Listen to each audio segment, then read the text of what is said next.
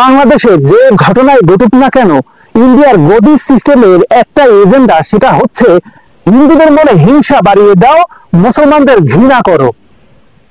সম্প্রতি বাংলাদেশ নিয়ে তারা শত শত ফেক নিউজ ফেসবুক, টুইটার এবং গণমাধ্যমে প্রচার করে যাচ্ছে। এই সেন্সিটিভ সময়ে তারা এটা প্রচার না করে সত্য প্রচার করে বাংলাদেশে হিন্দু এবং মুসলমানদের মধ্যে সম্প্রীতির বন্ধন আরো বাড়িয়ে দিতে পারত, কিন্তু সেটা তারা করবে না। কারণ এই ইন্ডিয়ার গদি সিস্টেমের একটাই এজেন্ডা, সেটা হচ্ছে সারা পৃথিবীতে হিন্দুদের বিপদে দেখাও এবং মুসলমানদের ঘৃণা করো।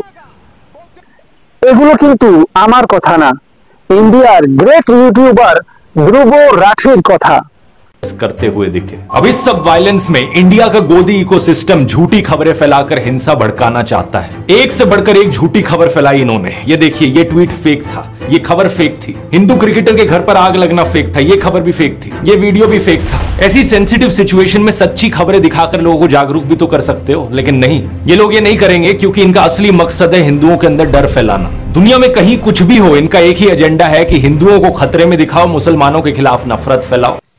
হিন্দু মুসলমানদের মধ্যে এই যে দ্বন্দ্ব তৈরি করা হচ্ছে, হিন্দু মুসলমানদের মধ্যে যে ঘৃণা তৈরি করা হচ্ছে, ধর্ম নিয়ে যে রাজনীতি করা হচ্ছে, এর খোলাসা করে দিয়েছেন ইন্ডিয়ার আরেক গ্রেট ইউটিউবার আকাশ ব্যানার্জি।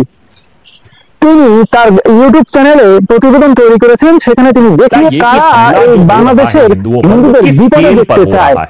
बांग्लादेश के पत्रकार और माइनॉरिटी राइट संगठन एग्जैक्ट स्केल तो नहीं बता पा रहे हैं। क्या लोगों को मारा जा रहा है? अगर हां, तो कितनों को मारा जा चुका है? ये नंबर, ये आंकड़ा हमें अभी तक नहीं मिला है। ना ही बांग्लादेश सरकार, ना ही भारत सरकार इस पर कोई पुष्टि कर रही है।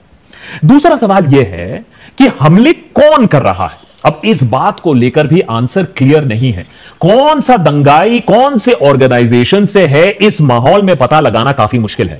और ये कॉम्प्लिकेटेड इसलिए है क्योंकि बीएनपी और जमात जैसे दूसरे इस्लामिक फंडामेंटलिस्ट ऑर्गेनाइजेशन पर आरोप तो लगाया जा रहा है, लेकिन उसी के साथ साथ कुछ लोग आवामी लीग पर भी उंगलियां उठा रहे हैं कि आवामी लीग ही और उनके कुछ लोग हिंदुस्तानियों पर हमला कर रहे हैं, हिंदुओं पर हमला कर रहे हैं। इस बात को प्रूव करने के लिए कि शेख हसीना माइनॉरिटीज को प्रोटेक्ट कर रही थी और उनके एब्सेंस में बांग्लादेश में अराजकता के अलावा कुछ नहीं मिलेगा।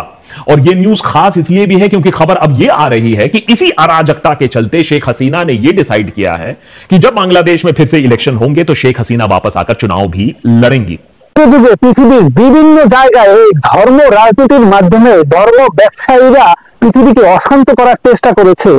ইন্ডিয়ার বর্তমান যে গদি সিস্টেম রয়েছে, তাদের একটা এজেন্ডা, সেটা হচ্ছে বাংলাদেশের এই নষ্ট ধর্ম রাজনীতি ঢুকিয়ে দেওয়া, বাংলাদেশের হিন্দু মুসলমানদের মধ্যে এক ধরনের কনফ্লিক্ট তৈরি করে দেওয়া, বাংলাদেশের হিন্দু মুসলমানদের মধ্যে হিংসা জাগ্রত তৈরি করা। তাই বাংলাদেশের সকল বাংলাদেশিকে আমাদেরকে সচেতন থাকতে হবে, কোনো অপশক্তি, কোনো এই গদি সিস্টেম যেন আমাদের সম্প্রীতির বন্ধনকে ভাঙতে না পারে। We are all Bangladesh.